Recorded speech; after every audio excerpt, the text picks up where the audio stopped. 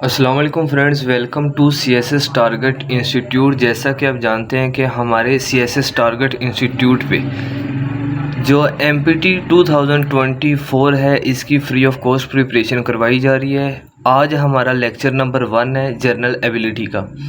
सबसे पहले हम बेसिक अरिथमेटिक्स देखेंगे। जैसा कि आपको स्क्रीन पे क्वेश्चन दिख रहा है 7372 मल्टीप्लाई बाय 7372 और मिड के अंदर क्या आ रहा है, प्लस का साइन आ रहा है। फिर 7372 उसके बाद मल्टीप्लाई 628। सबसे पहले हम क्या करेंगे, इस क्वेश्चन पे ब्रैकेट्स लगा देंगे। ब्रैकेट्स लगाने से क्या होगा, इसको हम एक वैल्यू कंसीडर करेंगे और इसको भी हम एक वैल्यू कंसीडर करेंगे, तो हमारे पास दो वैल्यूज़ आ गई। अब हम देखेंगे कि इन दोनों वैल्यूज़ में एक जैसा कौन सा है। देखें 7372 इसके अंदर भी है और 7372 इसके अंदर भी है, तो हम क्या करेंगे 7372 को दोनों वैल्यूज से कॉमन ले लेंगे। यहाँ पे हमने लिख दिया 7372।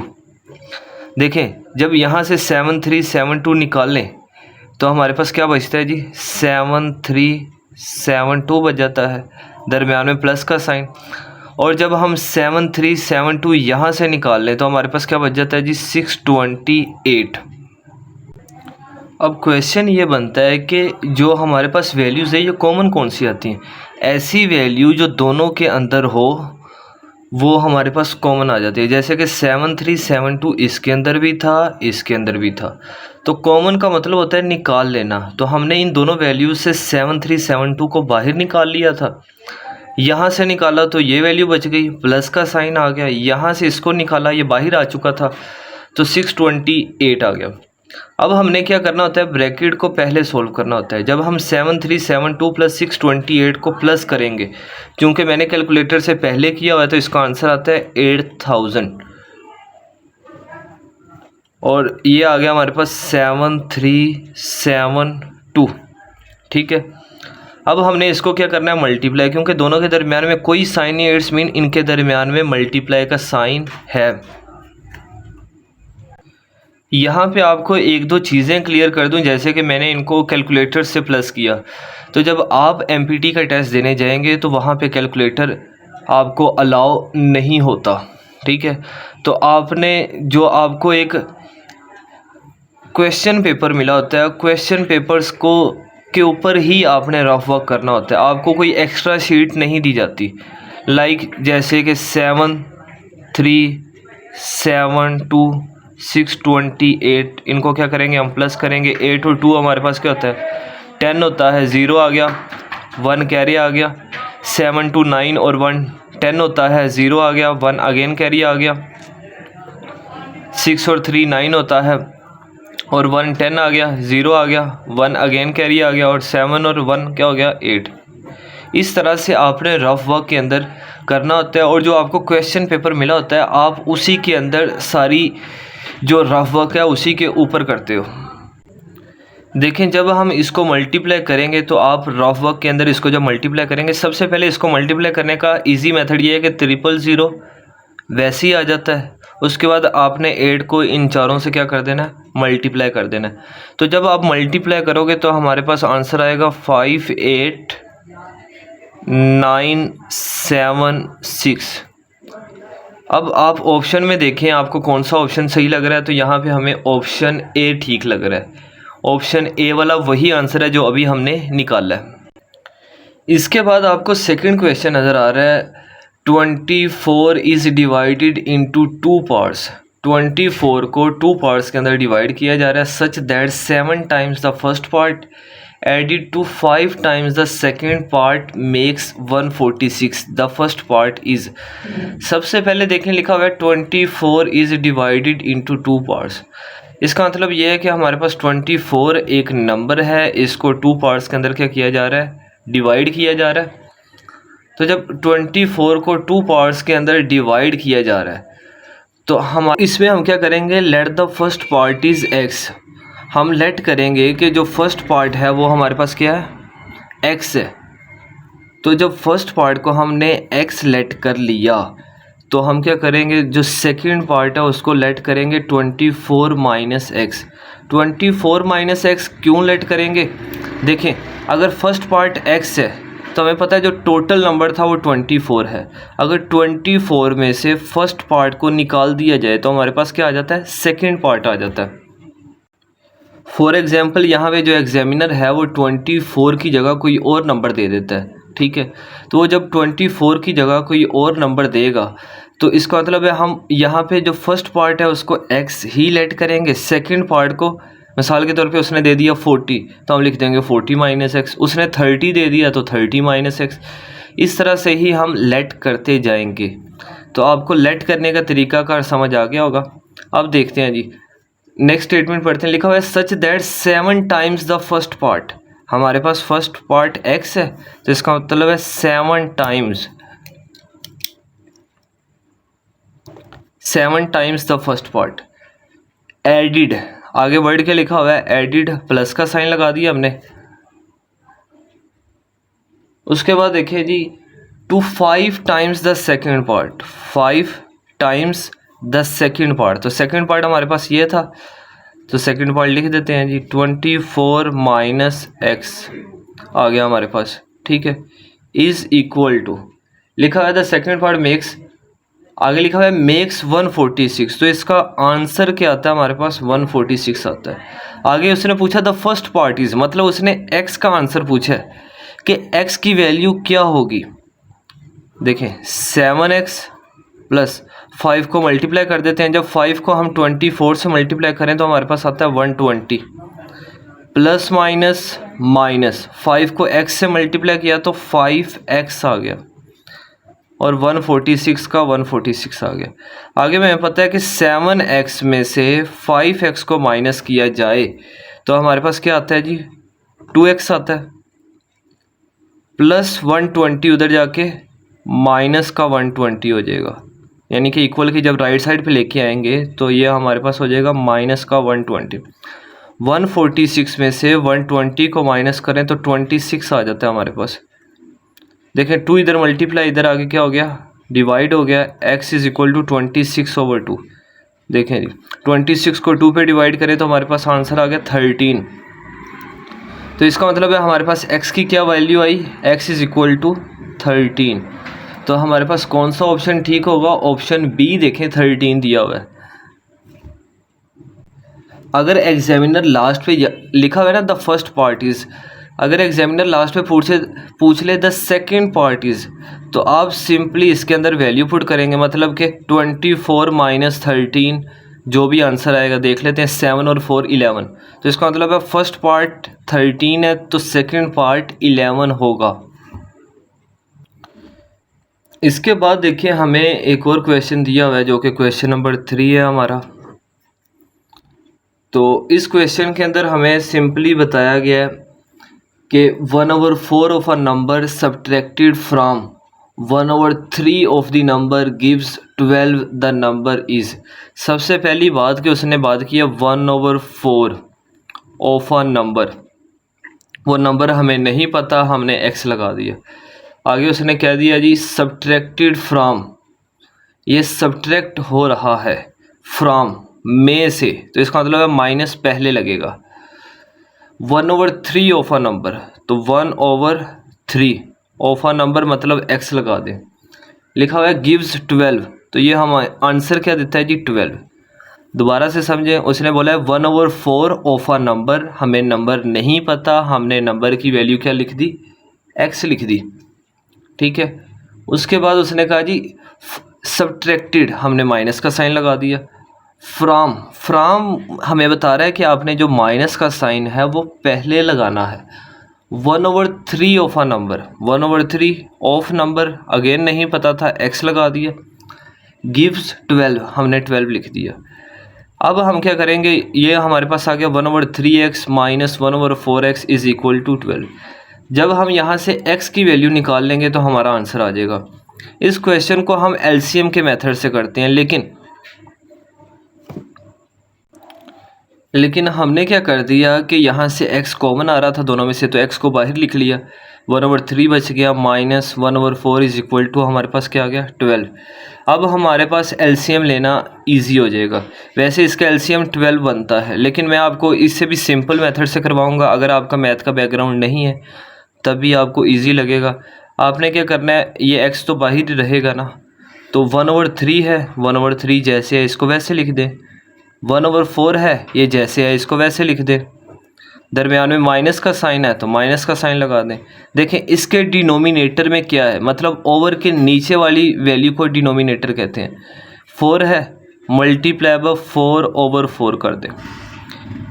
फर्स्ट वैल्यू के डिनोमिनेटर में क्या था, 3, तो मल्टीप्लाई कर देंगे हम, यहाँ पे मल्टीप्लाई का साइन इधर लगाएंगे, 3/3। देखिए 4 बंदा इक्वल 12 ही आएगा। 4 बंदा क्या होता है हमारे पास, 4 ही होता है। 3/4 दा क्या हो गया, 12, यानी कि ऊपर वाली वैल्यूज़ आपस में मल्टीप्लाई हो जाएंगी और नीचे वाली वैल्यूज़ आपस में मल्टीप्लाई हो जाएंगी। तो 4 बंदा 4, 3/4 दा 12, दरमियान में माइनस का साइन था तो माइनस का साइन ही रहेगा। 3 बंदा 3, 3 बंदा 3 और 3/4 दा क्या होता है हमारे पास, अगेन 12 होता है, इज़ इक्वल टू 12 आ गया। ठीक है, अब दोनों के नीचे 12 है तो 12 हमारे पास क्या आ गया, एलसीएम आ गया। ऊपर वाली देखिए 4 - 3 क्या होता है हमारे पास 1 और x साथ ही आ गया, मल्टीप्लाई में है ना, इज़ इक्वल टू 12 आ गया हमारे पास। देखें तो हमारे पास 1/12 x इज़ इक्वल टू 12 आ गया। 12 इधर डिवाइड, उधर जाके क्या हो जाएगा, मल्टीप्लाई। देख लेते हैं, थोड़ा सा पार्ट इधर कर लेते हैं हम। यहाँ पे x को 1 से मल्टीप्लाई करो तो x ही बच जाता है, और 12 इधर डिवाइड, इधर जाके जब मल्टीप्लाई होगा तो 12 को 12 से मल्टीप्लाई करें तो हमारे पास आंसर आता है जी 144। ये आपको फिंगर टिप्स पे होने चाहिए कि 11 का स्केयर किसके बराबर होता है, 121 होता है। 12 का स्केयर 144 होता है। 13 का 169 होता है। 14 का 196 होता है। 10 का 100 होता है। इसी तरह से आपको ये जो स्केयर हैं अबाउट 15 तक clear and cut finger tips पे होने चाहिए आपको। नेक्स्ट देखिए जी, क्वेश्चन नंबर 4 है हमारे पास, लिखा हुआ है what is the sum of all prime numbers from 60 to 80। यानी कि 60 से लेके 80 तक जितने भी प्राइम नंबर्स होते हैं उनका सम क्या आएगा हमारे पास। तो ये क्वेश्चन हम थोड़ा सा इधर सॉल्व करेंगे। देखें सबसे पहले तो आपको पता होना चाहिए कि प्राइम नंबर्स कौन से होते हैं। प्राइम नंबर्स ऐसे नंबर्स होते हैं जो अपने अलावा किसी और के टेबल पे डिवाइड नहीं होते। इससे भी आसान कर दूं, इससे भी आसान ये है कि किसी का भी टेबल पढ़ो वो नंबर्स नहीं आते। सबसे पहले 80 है तो 80 10 के टेबल पे आ जाता है, तो इसका मतलब है हम देख लेते हैं 60 से 80 तक नंबर होने चाहिए आपके पास।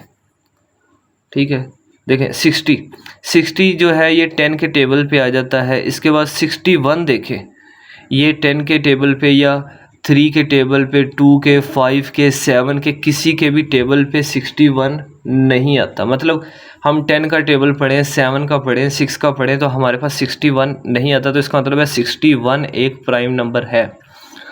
इसके बाद 62 है, ये 2 के टेबल पे चला जाता है। 63 है, ये हमें पता है 9 के टेबल पे भी जाता है, 7 के टेबल पे भी जाता है।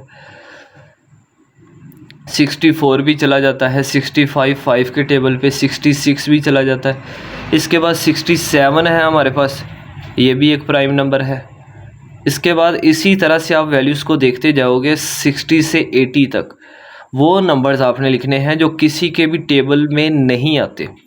तो हमारे पास 67 है, इसके बाद 71 है, इसके बाद हमारे पास 73 है और 79 है। 60 से 80 तक सिर्फ यही वो नंबर्स हैं जो कि प्राइम नंबर्स हैं, जो कि किसी के टेबल पे नहीं आते। आप किसी का भी टेबल पढ़ लें, आपको ये वाले नंबर नहीं दिखाई देंगे। इनको हमने क्या करना है, सम। जब आप इनको सम करेंगे तो हमारा आंसर आएगा जी 351। ठीक है, तो अब देख लें आपके पास कौन से MCQs ठीक है। तो MCQs नंबर C 351, इस पे आप टिक लगा दोगे जब आपके पास MPT का जो टेस्ट है उसके अंदर ऐसा क्वेश्चन आता है। देखिए जी, हमें एक नेक्स्ट क्वेश्चन दिया हुआ है, the product of 2 numbers is 120। मतलब 2 नंबर का मल्टीप्लाई जो होता है वो 120 होता है। और साथ ही हमें बता दिया गया the sum of their squares is 289, मतलब प्रोडक्ट का मतलब मल्टीप्लाई होता है, मतलब दो नंबर्स को मल्टीप्लाई करो तो 120, अगर उन्हीं दो नंबर का स्केयर लो और उनको प्लस कर दो तो 289, the sum of the two numbers is, तो उन दो नंबर्स को प्लस करें तो क्या आता है। तो सबसे पहली बात कि हमें वो दो नंबर्स नहीं पता, तो सबसे पहले हम क्या लिखेंगे, let the numbers be A and B. हमने दो नंबर फ़र्ज कर लिए, एक ए है और दूसरा हमारे पास क्या है जी, बी है।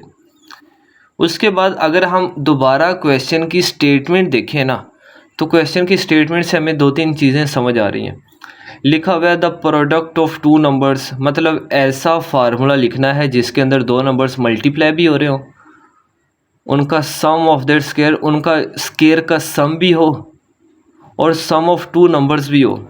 तो हमारे पास ऐसा फार्मूला ये है, ये आपने एक बेसिक फार्मूला पढ़ा होगा, देखें जी, दो नंबर मल्टीप्लाई भी हो रहे हैं, sum of the squares of two numbers भी हैं और दो नंबर्स ऐड भी हो रहे हैं, जिसका हमने आंसर निकालना है। देखें अब क्वेश्चन की दोबारा से स्टेटमेंट देखते हैं। लास्ट पे देखें, the sum of the two numbers का सम आपने निकालना है, इसका मतलब है इसका आंसर हमें नहीं पता, ये जैसे है वैसे ही रहेगा।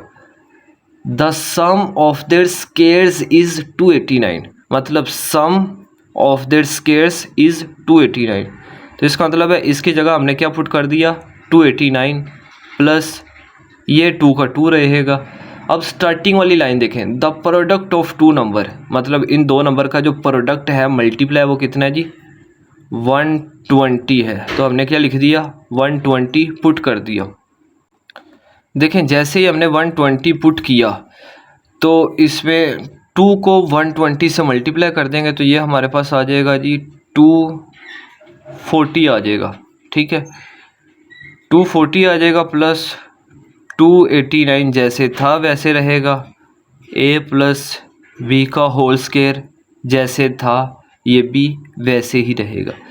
जब हम 289 को 240 के अंदर प्लस करेंगे तो हमारे पास देखें 9 प्लस 0 क्या होता है जी, 9 ही होता है। 8 प्लस 4 क्या होता है हमारे पास, 12 होता है, एक कैरी आ गया और 2 इधर पुट कर दिया, 2 प्लस 2 कितना होता है 4 और एक 5 आ गया, ये हमारे पास आ गया 529, ये आ गया a प्लस बी का होल स्केयर।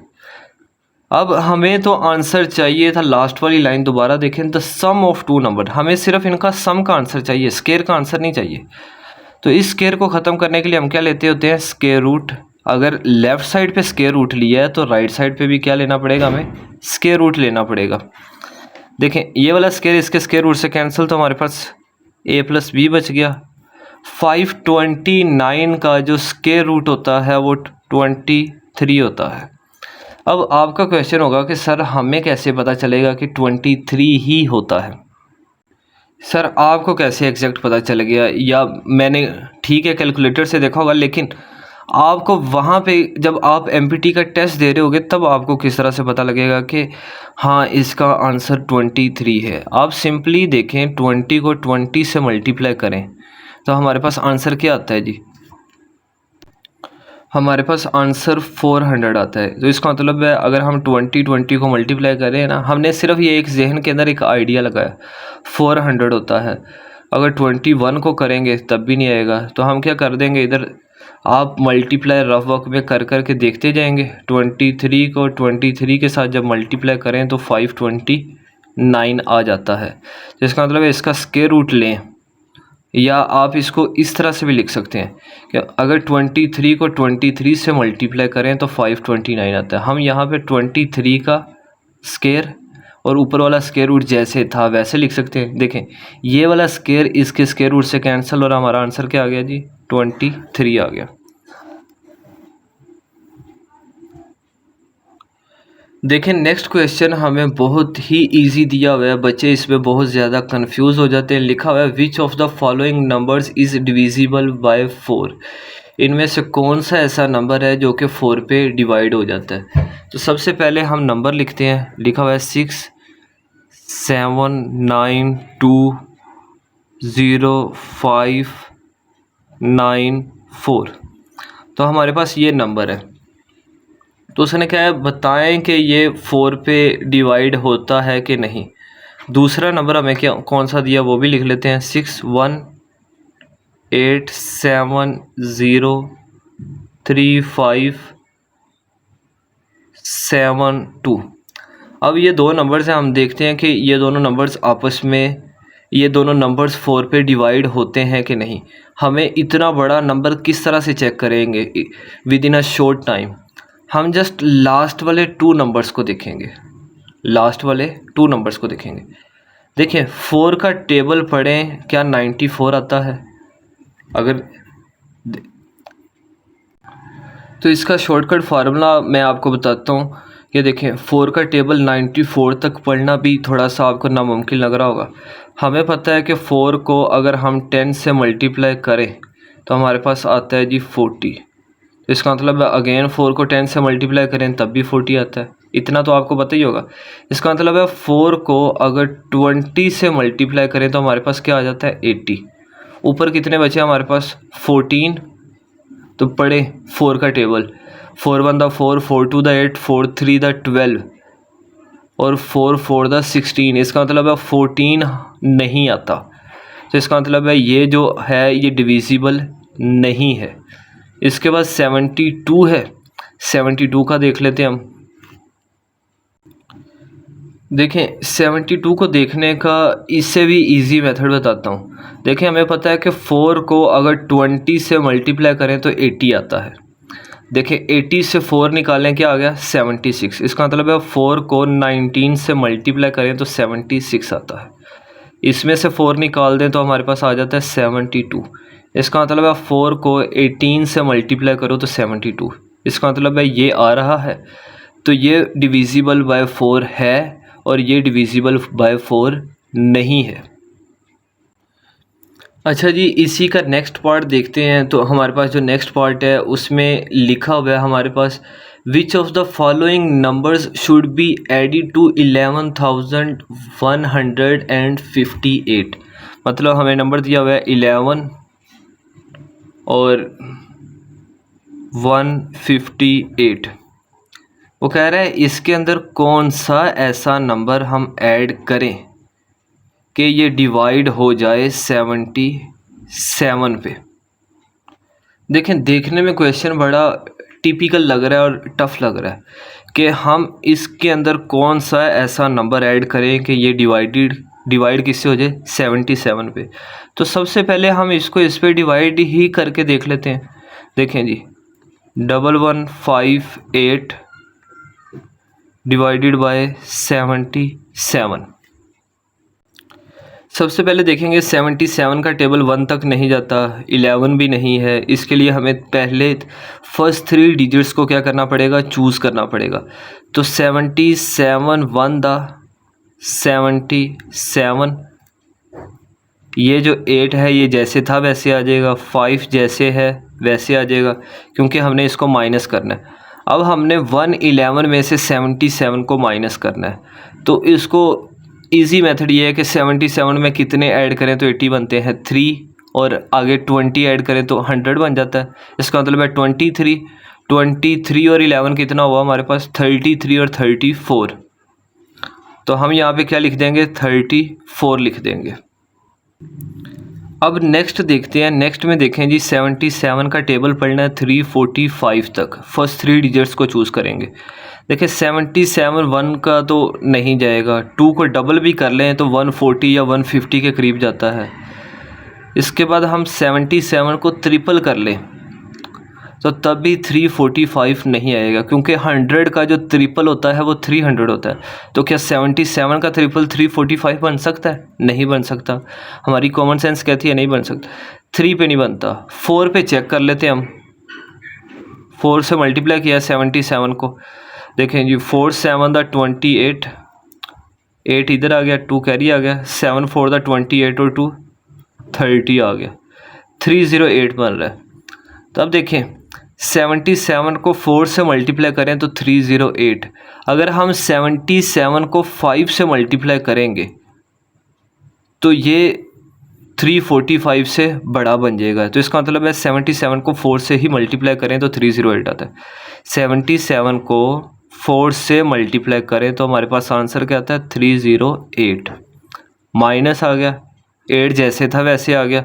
अब देखें 345 में से आपने 308 को माइनस करना है। अच्छा, इसी तरह माइनस करने का थोड़ा सा तरीका बता देता हूँ आपको।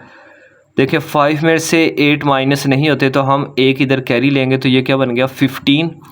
15 से 8 माइनस करो तो 7, यहाँ से एक कैरी इधर जा चुका था तो यहाँ पे 3 बच गए। 3 में से 0 निकालो तो 3 ही आ गया, और 3 में से 3 निकालो तो 0 आ गया। अब हमारे पास आ गया 378। देखें अगर हम 77 को 4 से मल्टीप्लाई करें तो 308 आता है हमारे पास। और आप इमेजिन करें कि अगर हम 77 को 5 से मल्टीप्लाई करें तो तब ये 378 से बड़ा बन जाता है। तो इसका मतलब है अगेन हम 4 पे ही लेके जाएंगे। 77 को 4 से मल्टीप्लाई करें तो अगेन 308 आता है हमारे पास। माइनस कर देते हैं, 8 में से 8 माइनस करो तो 0 आ गया। 7 में से 0 माइनस करें तो 7 आ गया, और 3 में से 3 करें तो 0। उसको लिखने की ज़रूरत नहीं, क्योंकि 0 की स्टार्टिंग पे कोई भी वैल्यू नहीं होती।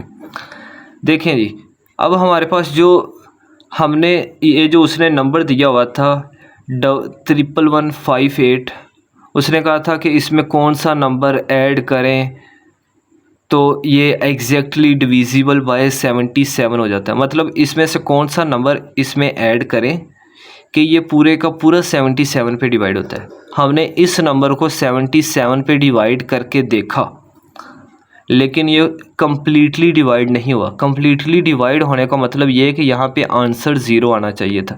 ये हमारा है रिमाइंडर। देखें जी, ये हमारा जो रिमाइंडर आया है ये 70 आया है। देखिए 70 में कितने नंबर ऐड करें तो ये 77 बनता है, प्लस करें 7 नंबर्स। जब हम 70 के अंदर 7 नंबर्स को और ऐड कर देंगे तो ये क्या बन जाता है 77। तो इसका मतलब है ये जो हमारे पास नंबर है 1158, अगर हम इसके अंदर 7 ऐड कर दें तो जो नंबर आएगा वो एग्जैक्टली डिविजिबल होगा 77 पर।